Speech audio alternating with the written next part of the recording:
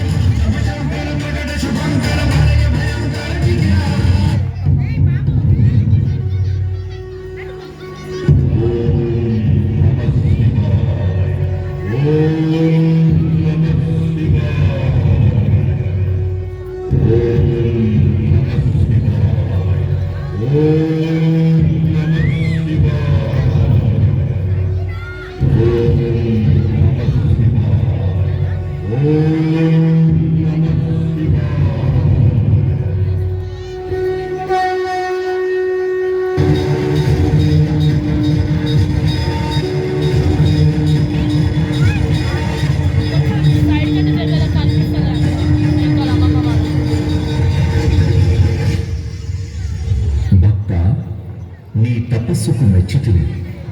నీకు ఏం వరం కావాలో కోరుకో. మహాదేవా, ఈ ముల్లోకాలలో నన్ను ఎదిరించేవాడు గాని చంపేవాడు గాని ఉండకూడదు. నేను ఎవరి శిరస్సు పైనైనా నా హస్తముచ్చులతో వాళ్ళు భస్మమైపోవాలి. అలాంటి వరం ప్రసాదించు మహాదేవా. తథాస్తు.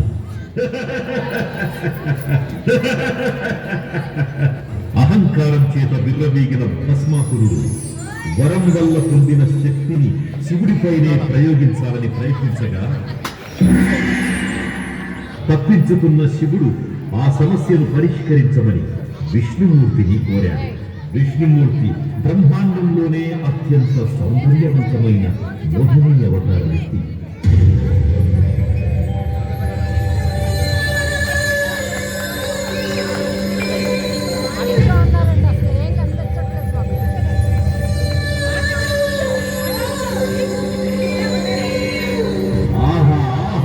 ఇటువంటి అందమును మేము ఎన్నడూ కనలేదే.